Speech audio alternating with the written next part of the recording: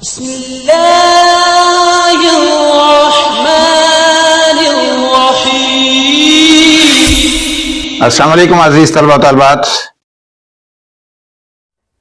بسم اللہ الرحمن الرحیم۔ عزیز طلبہ و طالبات، آج کا ہمارا لیکچر ہے نعت نظم نمبر 2، 12ویں جماعت، ماخذ اسناد کا ہے۔ جہاں سے یہ نعت لی گئی ہے وہ اس کتاب کا نام ہے شہر علم کے دروازے پر، نیا نصاب اردو 12ویں جماعت، فیڈرل بورڈ، اسلام آباد، پاکستان۔ حاضر خدمت ہیں پروفیسر چودھری محمد شریف آرائیں۔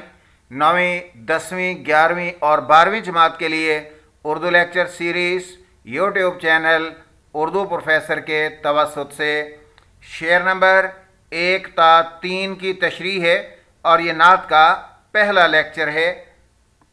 عزیز طلبہ طالبات، عزیز ناظرین، محترم ناظرین جو اس چینل پر نیو ویورز ہیں، نئے ناظرین ہیں، ان سے التماس ہے کہ وہ اس چینل کو سبسکرائب کر لیجئے، شیئر، لائک اور کمنٹس کرنا بھی مت بھولیے گا۔ بیل آئیکن کو پریس کر لیجئے گا تاکہ ہر نئے آنے والے لیکچر کا آپ کو نوٹیفیکیشن حاصل ہوتا رہے، ملتا رہے۔ نظم نمبر 2، 12ویں جماعت، نعت، اور جس کے شاعر کا نام افتخار حسین عارف ہے، اور اشعار نمبر 1 تا 3 کی تشریح اور ان کے الفاظ معانی اور ان کے فنی محاسن کا تفصیل کے ساتھ ذکر کیا گیا ہے، اور لیکچر آخر تک ضرور سنیے گا۔ لیکچر کے آخر میں فنی محاسن و صنائع بدائع تفصیل کے ساتھ خوبصورت انداز میں بیان کیے گئے ہیں۔ اور اس نعت کا سب سے پہلے عزیز طلبہ طالبات اس نعت کا مرکزی خیال سماعت فرمائیں۔ اس نعت کا مرکزی خیال رحمت دو عالم صلی اللہ علیہ وسلم کی ذات اقدس سے گہری عقیدت، عشق اور وارفتگی کا اظہار ہے۔ شاعر حضور اکرم صلی اللہ علیہ وسلم کی شفاعت، کرم اور ان کے اسوہ حسنہ کی اہمیت کو اجاگر کرتے ہوئے دنیاوی پریشانیوں اور اخروی نجات کے لیے آپ صلی اللہ علیہ وسلم ہی کے دامن رحمت سے وابستگی کو واحد ذریعہ قرار دیتا ہے۔ یہ نعت دراصل نبی اکرم صلی اللہ علیہ وسلم کی ذات بابرکات سے قلبی تعلق اور ان کی بے مثال شخصیت کے گوناگوں اوصاف کا بیان ہے۔ عزیز طلبہ طالبات، اس کے بعد نعت کا خلاصہ حاضر خدمت ہے۔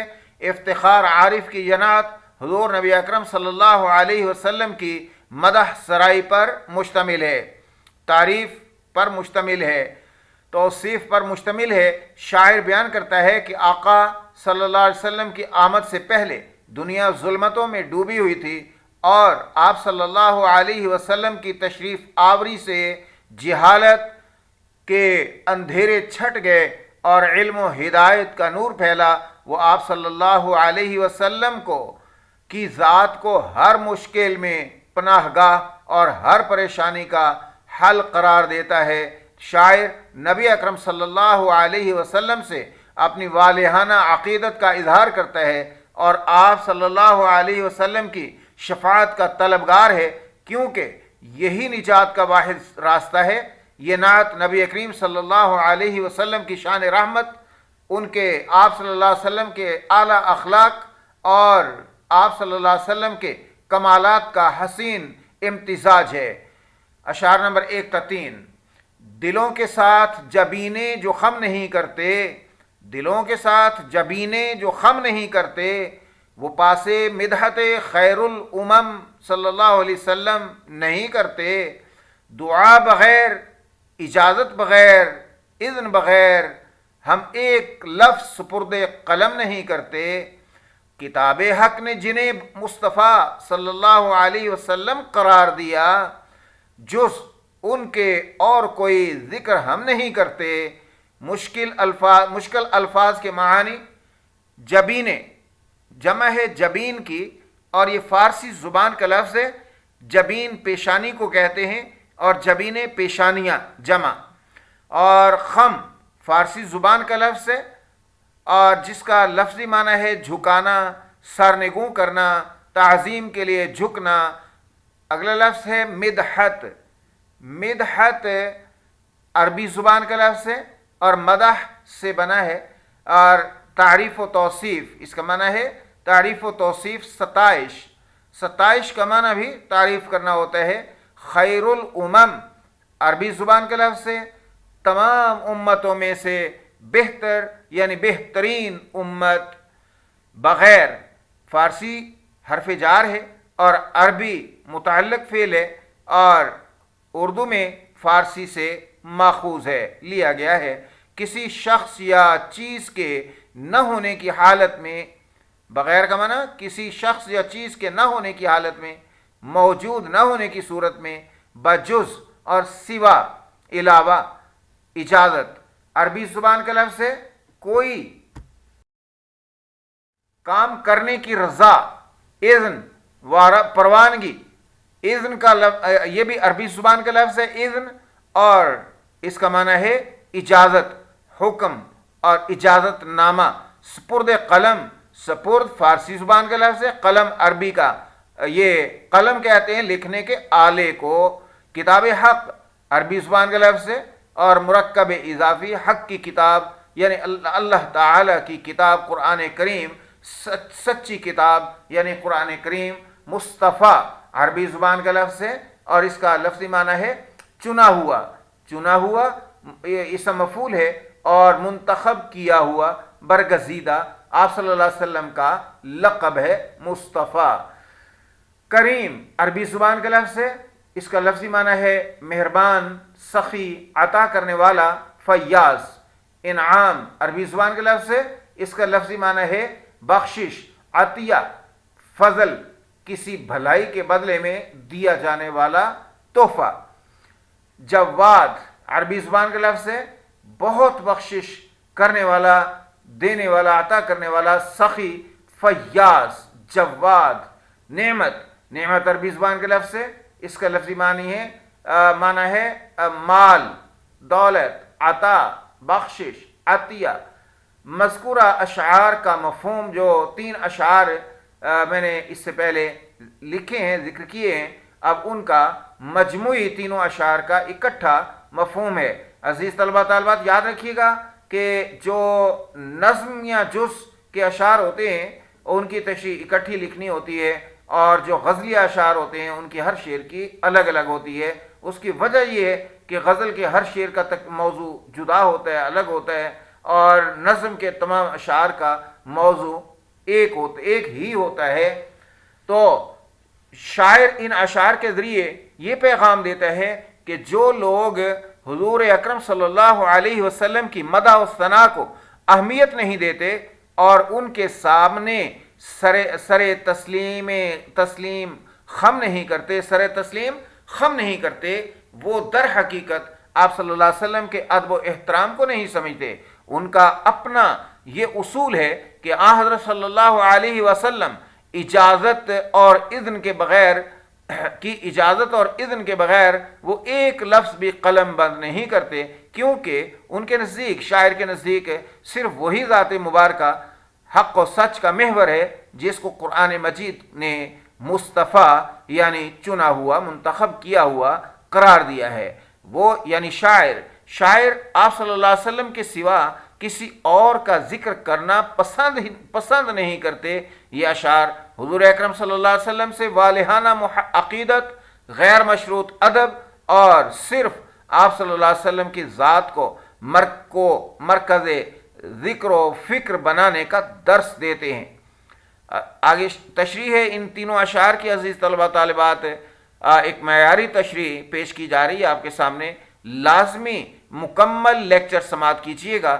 اس شعر میں شاعر، جو پہلا شعر ہے جز کا، شاعر بڑی خوبصورتی سے عظمت رسول صلی اللہ علیہ وسلم اور ادب نعت کے بنیادی اصول کو بیان کرتا ہے۔ وہ فرماتے ہیں کہ جو لوگ دلوں کی گہرائی سے اور ظاہری طور پر پیشانی جھکا کر، جبین خم کر کے نبی اکرم صلی اللہ علیہ وسلم کی تعظیم نہیں کرتے، جو آپ صلی اللہ علیہ وسلم کی تعریف و توصیف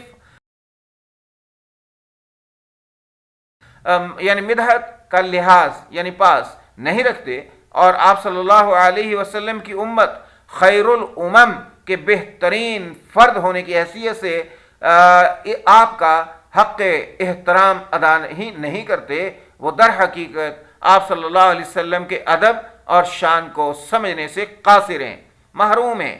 یہاں جبین خم کرنا ظاہری ادب اور اطاعت کی علامت ہے، جبکہ دلوں کا خم نہ کرنا باطنی عقیدت کی کمی کو ظاہر کرتا ہے۔ شاعر ایسے لوگوں کو مخاطب کر رہا ہے جو شاید ظاہری طور پر مسلمان ہوں، لیکن ان کے دلوں میں رسول اللہ صلی اللہ علیہ وسلم کی وہ محبت اور تعظیم نہ ہو جو آپ صلی اللہ علیہ وسلم کا حق ہے۔ اللہ تعالیٰ کا ارشاد ہے، ترجمہ: بے شک اللہ اور اس کے فرشتے نبی صلی اللہ علیہ وسلم پر درود بھیجتے ہیں، اے ایمان والو تم بھی آپ صلی اللہ علیہ وسلم پر درود بھیجو اور خوب سلام بھیجا کرو۔ یہ آیت درود و سلام کے ذریعے آپ صلی اللہ علیہ وسلم کے ادب و احترام اور مدحت کا تقاضا کرتی ہے۔ کی محمد سے وفا تو نے تو ہم تیرے ہیں، یہ جہاں چیز ہے کیا لوح و قلم تیرے ہیں۔ حدیث نبی صلی اللہ علیہ وسلم: لا یؤمن احدکم حتی اکون احب الیہ من والدہ وولدہ والناس اجمعین۔ ترجمہ: تم میں سے کوئی مومن نہیں ہو سکتا جب تک کہ میں اسے اس کے والد، اس کی اولاد اور تمام لوگوں سے زیادہ محبوب نہ ہو جاؤں۔ اور یہ حدیث دلوں کے ساتھ جبین خم کرنے، جھکانے اور آپ صلی اللہ علیہ وسلم کی مدحت کا پاس رکھنے کا حقیقی معنی واضح کرتی ہے۔ تیری ادا کی خاک ہو میری نجات کا مآل، تیری گلی کی دھول ہو میری جبین کا نصیب۔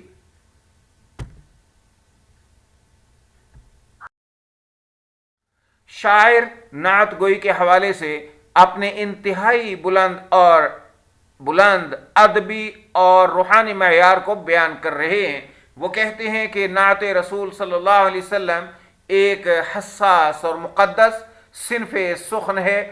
اس میں ہر لفظ اور ہر مصرع لکھنے کے لیے باطنی طہارت، قلبی اذن اور روحانی رہنمائی ضروری ہے۔ شاعر کا یہ دعویٰ ہے کہ وہ بغیر کسی دعا، اجازت یا اجازت الہی اللہ کا حکم کہ اپنے قلم سے ایک لفظ بھی کاغذ پر سپرد قلم نہیں کرتا۔ یہ ان کی عاجزی اور اس حقیقت کا اعتراف ہے کہ نعت گوئی محض الفاظ کا ہیر پھیر نہیں بلکہ ایک روحانی ریاضت اور عطائے خداوندی ہے۔ اس سے نعت گو کا اپنے آپ کو اللہ اور رسول اللہ کے سامنے فنا کر دینے کا تصور بھی اجاگر ہوتا ہے۔ شاعر اپنی نعت گوئی کا بنیادی فلسفہ اور مقصد بیان کرتا ہے۔ وہ کہتے ہیں کہ آپ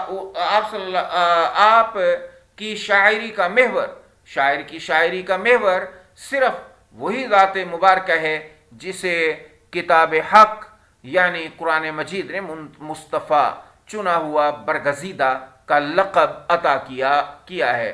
یہ قرآنی شہادت نبی اکرم صلی اللہ علیہ وسلم کے مقام و مرتبہ پر سب سے زیادہ بڑی دلیل ہے۔ شاعر اس بات کا اعلان کرتا ہے کہ اس کے قلم اور زبان پر جز ان کے اور کوئی ذکر ہم نہیں کرتے، ان کے حضور صلی اللہ علیہ وسلم کے کوئی ذکر ہم نہیں کرتے، یعنی حضرت محمد صلی اللہ علیہ وسلم کے سوا کسی اور کا تذکرہ اس کا مقصود نہیں ہے۔ یہ شعر عشق رسول صلی اللہ علیہ وسلم کی انتہا، آپ صلی اللہ علیہ وسلم کی ذات کو کائنات کا مرکز ماننے اور پوری ادبی و فکری صلاحیتوں کو آپ صلی اللہ علیہ وسلم کی مدح سرائی کے لیے وقف کر دینے کا اعلان ہے۔ یہ مومن کی زندگی کا خاصہ ہے یا خلاصہ ہے کہ اس کا ہر عمل اور ہر ذکر آپ صلی اللہ علیہ وسلم کی تعلیمات کے مطابق ہو۔ یہ کوئی لفظ نہیں ہے، یہ میرا ایمان ہے، یہ کوئی لفظ نہیں ہے، یہ میرا ایمان ہے، میرا قلم خود ہی لکھتا ہے، بس تیرا نام۔ اللہ تعالیٰ کا ارشاد ہے ترجمہ، اور محمد صلی اللہ علیہ وسلم تو ایک رسول ہی ہیں، ان سے پہلے بھی بہت سے رسول گزر چکے ہیں، یعنی آپ سے پہلے بھی بہت سے رسول گزر چکے ہیں۔ یہاں اگرچہ مصطفیٰ کا لفظ نہیں، لیکن یہ آیت آپ صلی اللہ علیہ وسلم کی رسالت اور مقام کا ذکر کرتی ہے۔ دوسری جگہ ارشاد باری تعالی ہے محمد صلی اللہ علیہ وسلم تمہارے مردوں میں سے کسی کے باپ نہیں ہیں، لیکن وہ اللہ کے رسول ہیں اور نبیوں کے خاتم یعنی خاتم النبیین صلی اللہ علیہ وسلم ہیں۔ قرآن مجید میں آپ صلی اللہ علیہ وسلم کا ذکر کئی مقامات پر آیا ہے جو آپ صلی اللہ علیہ وسلم کے منتخب اور برگزیدہ ہونے کو ظاہر کرتا ہے اور مصطفیٰ کے معنی کو تقویت دیتا ہے۔ قرآن مجید میں آپ صلی اللہ علیہ وسلم کا ذکر کئی مقامات پر آیا ہے جو آپ صلی اللہ علیہ وسلم کے منتخب ہونے کو ظاہر کرتا ہے اور مصطفیٰ کے معنی کو تقویت دیتا ہے۔ قرآن مجید میں سورہ آل عمران میں اللہ تعالیٰ کا ارشاد ہے، کہہ دو کہ اگر تم اللہ سے محبت رکھتے ہو تو میری پیروی کرو، اللہ تم سے محبت کرے گا اور تمہارے گناہ بخش دے گا۔ آپ صلی اللہ علیہ وسلم کا ذکر کرنا، آپ صلی اللہ علیہ وسلم کی پیروی کرنا ہی عقیدت کا اظہار ہے، عقیدت کی دلیل ہے، عقیدت مندی کا ثبوت ہے۔ اور قریہ قریہ پھرتا ہے ایک سوز نہاں دشت و کوہسار میں، قریہ قریہ پھرتا ہے ایک سوز نہاں دشت و کوہسار میں، جب کہ نہ ہو کسی کا نام میرے لبوں پر ہو تیرا نام۔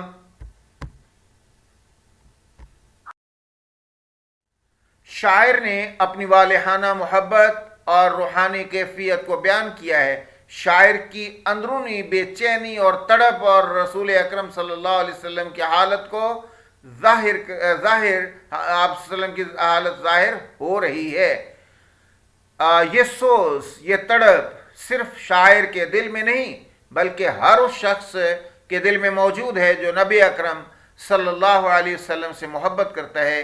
یہ دنیا کے ہر گوشے میں، ہر بستی، ہر صحرا اور ہر پہاڑی علاقے میں محسوس ہوتی ہے، جو اس بات کی علامت ہے کہ حضور اکرم صلی اللہ علیہ وسلم کی محبت عالمگیر ہے۔ یہ سوز دراصل ہدایت کی پیاس اور روحانی سکون کی تلاش ہے جو صرف آپ صلی اللہ علیہ وسلم کی ذات سے حاصل ہوتی ہے۔ شاعر اپنی آرزو کا اظہار کرتا ہے، جبکہ نہ ہو کسی کا نام میرے لبوں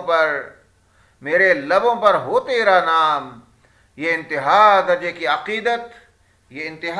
عقیدت اور محبت کا اظہار ہے کہ جب ہر دنیاوی تعلق ختم ہو جائے، ہر سہارا ٹوٹ جائے اور کوئی نام لینے والا نہ ہو، تب بھی اس کے ہونٹوں پر صرف اور صرف محمد صلی اللہ علیہ وسلم کا مبارک نام ہوگا۔ یہ لمحہ شاید موت کا عالم ہو یا روز قیامت کا عالم ہو، روز حشر، روز حساب کی کٹھن گھڑی، شاعر کی تمنا ہے کہ ہر مشکل اور ان تنہائی میں آپ صلی اللہ علیہ وسلم کا نام ہی اس کا ورد اور اس کا سہارا ہو۔ یہ اس بات کا یقین ہے کہ آپ صلی اللہ علیہ وسلم کا نام ہی دنیا و آخرت میں ہر مشکل کا حل ہے۔ جب گنبد خضرا پہ پڑی میری نظر پھر کیا ہوا؟ جب گنبد خضرا پہ پڑی میری نظر پھر کیا ہوا؟ آنکھوں نے کچھ دیکھا ہی نہیں، بس دیکھنا ہی رہ گیا۔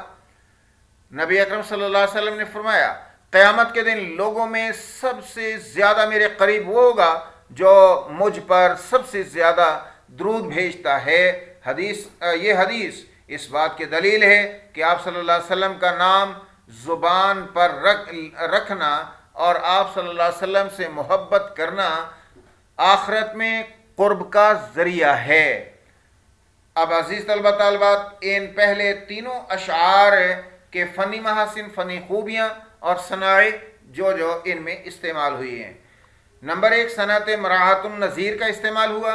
دلوں اور جبینیں ان کا تعلق ایک ہی قبیل سے ہے اور دونوں کا تعلق انسانی جسم سے ہے، اور یہ تعظیم کی داخلی اور خارجی دونوں پہلوؤں، قلبی عقیدت اور جسمانی جھکاؤ کو ظاہر کرتے ہیں۔ روانی، قلبی عقیدت اور جسمانی جھکاؤ۔ روانی اور سادگی، الفاظ کا انتخاب سادہ اور سلیس ہے، جس کی وجہ سے مفہوم آسانی سے قاری کے دل میں اتر جاتا ہے۔ حسن بیان و عقیدت، شاعر نے انتہائی خوبصورت اور والہانہ انداز میں اپنی عقیدت اور عشق رسول صلی اللہ علیہ وسلم کا اظہار کیا ہے۔ یہ ہر لفظ سے احترام اور محبت جھلکتی ہے۔ صنعت تکرار کا استعمال ہے۔ بغیر کا لفظ جو ہے یہ 3 بار تکرار ہے، اس کی رپیٹ ہوا، دہرایا گیا ہے۔ دعا بغیر، اجازت بغیر، بغیر کا تکرار ہے۔ دعا بغیر، اجازت بغیر، اذن بغیر شام میں زور اور تاکید پیدا کرتی ہے، اور شاعر نے نعت گوئی کے اصولوں پر سختی سے کاربند رہنے کا اظہار کیا ہے اور اظہار کرتی ہے۔ اور صنعت مراعات النظیر، دعا، اجازت، اذن کا ایک ساتھ آنا، یہ تینوں الفاظ نعت گوئی کے روحانی پیشگی شرائط کے طور پر ایک دوسرے سے متعلق ہے۔ عاجزی اور انکساری، عجز و انکسار، یہ شعر شاعر کی روحانی مقام اور عاجزی کو ظاہر کرتا ہے کہ وہ خود کو محض ایک وسیلہ سمجھتا ہے، نہ کہ نعت گوئی کا اصل محرک۔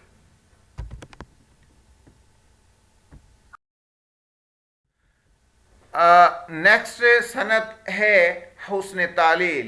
صنعت حسن تعلیل، شاعر نے اپنے صرف نبی اکرم صلی اللہ علیہ وسلم کا ذکر کرنے کی وجہ سے بیان کی ہے کہ کتاب حق قرآن مجید نے آپ صلی اللہ علیہ وسلم کو مصطفیٰ چنا ہوا ہے، قرار دیا ہے۔ یہ ایک ایسی وجہ ہے جو کلام کو مزید مؤثر اور معتبر بناتی ہے۔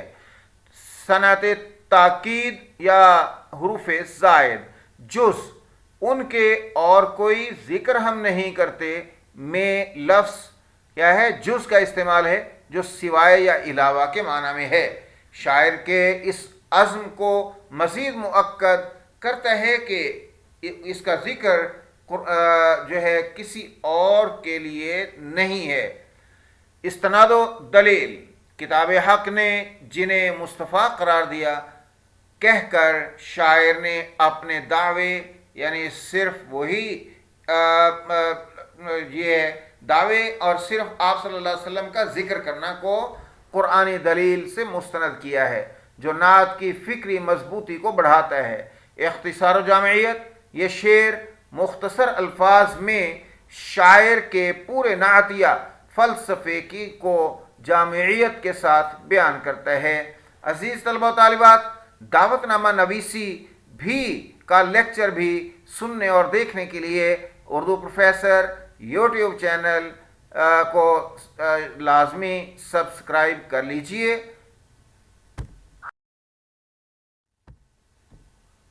Urdu professor YouTube channel Urdu lecture series کے آج کے لیکچر کے ساتھ اردو پروفیسر یوٹیوب چینل سے پروفیسر چودھری محمد شریف آرائیں آپ سے اجازت چاہتے ہیں۔